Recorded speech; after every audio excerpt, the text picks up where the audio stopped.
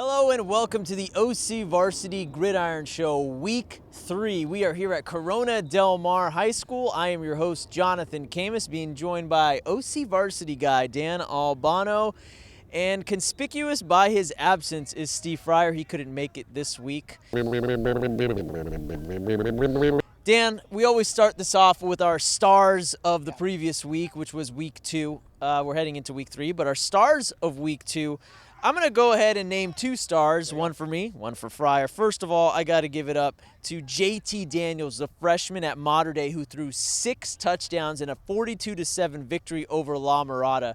Could be the new freshman phenom at Mater Dei. And also, some love to Cole Kinder out of Newport Harbor, who had 35 carries, 311 yards, and 2 touchdowns. I have a feeling these Sea Kings will be seeing a lot more of Cole coming up. But Dan, you got a defensive guy. I got a defensive guy, and I'm gonna go for 2 as well, Jonathan. Okay. How about Defensive Player of the Week is Carter Hartmann from Mission Viejo, who you got a good look at in the Diablos' 24-14 victory over La Habra.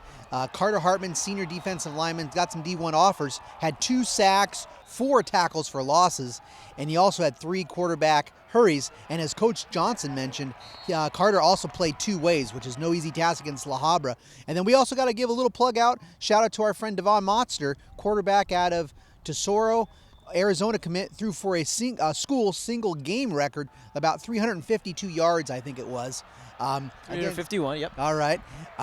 Against Upland, and they had a last-second winning field goal to win that game. And as Coach Rollinson said at Mater Dei, he thinks Tesoro's very good earlier in the year, and they bounced back real nice against Upland.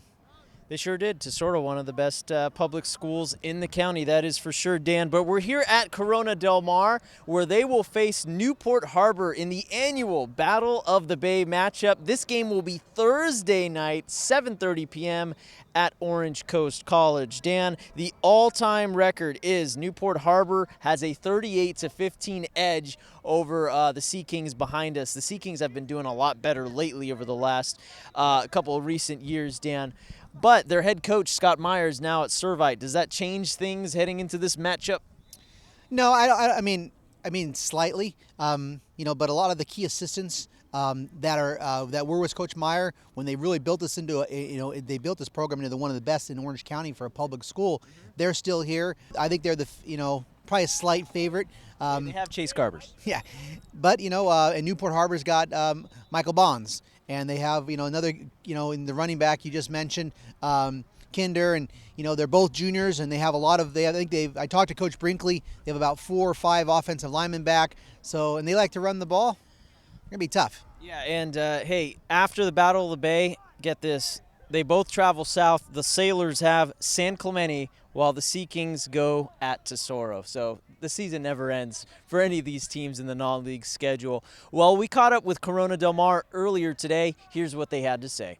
Our entire community's in it, and it's our crosstown rival, and it's one of the biggest games of the year, and everyone's all fired up for it. Everyone's going to come out and support, and it's going to be a great game. It's always fun, you got to be with your old buds when you meet them down at the beach, hold it over their heads a little, but coming up on Thursday, I'd love to say that we can just live off last year's win, but we can't. It's a whole new year, and we just got to keep going, so I got to keep those bragging rights, but we're just going to try our best. This is what we consider one of the best rivalries in high school football.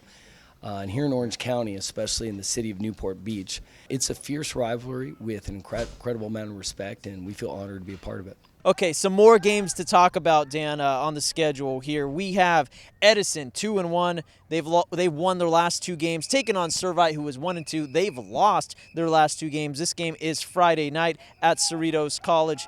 Get this, Dan, since Edison lost to Tesoro 35-16 in Week 0, they have outscored their opponents 73-0. But this is a different test in Servite. Yeah, Edison, they're a proud program like we thought they are. We talked about earlier this year, but, they're coming off a victory against Canyon, who's not in their same class, but, credit to the Comanches for playing up. And then they played Buena Park, who is, a pretty good team, and they shut them out. Right now, Servite's still struggling on offense. The last 2 games, against Bishop Amont and De La Salle, they have really struggled to put some points on the board. So, Edison's playing really good defense. But you look at that the caliber of play, that Servite's been facing. A little bit understandable. They're young, but this is a good rivalry game. Both these teams get after it, after each other, and they're gonna play a hard game. That's gonna be a good game. Servites face some tough opponents, and they get tougher next week because they are at Bishop Gorman, Edison at Mater Dei. It never ends for these two schools. Finally, Dan, La Habra versus Los Alamitos, two of our best public schools we have in the county, and these guys two behind us as they're finishing up practice, Dan. La Habra lost to Mission Viejo, as you alluded to earlier, 24-14. Los Alamitos picked up a victory over Lakewood at 53-16. Los Al averaging 51 points per game, but their opponent's record is just 2-4. This will be their biggest test so far. Absolutely, this is their biggest test. It's a big opportunity for La Habra to try to bounce back. They were disappointed with how that game against Mission Viejo went. And then for Los Al, they can make a claim that maybe how good they are they're pretty low right now in some of their rankings in that West Valley division. Maybe they want to make a claim that they're the best public school in Orange County over Mission Viejo. So and then obviously they got the Sunset League to get ready for. They're the defending champions. So it's going to be an interesting game to see Talenco work against some really good players on La Habra, Colasone on defense, and we'll see if Eric Barriere can bounce back and show what kind of player he is. He showed a lot against Mission Viejo. Love his scrambling ability, and on the other side, Jack Talenco with 6 touchdown passes, throwing 3 on the ground. So he is a dual threat as well. Our thanks to Dan Albano. You can follow him on Twitter at OCVarsity Guy. I am your host, Jonathan Khamis. And for all your latest football updates, check out OCVarsity.com, where we've got you covered.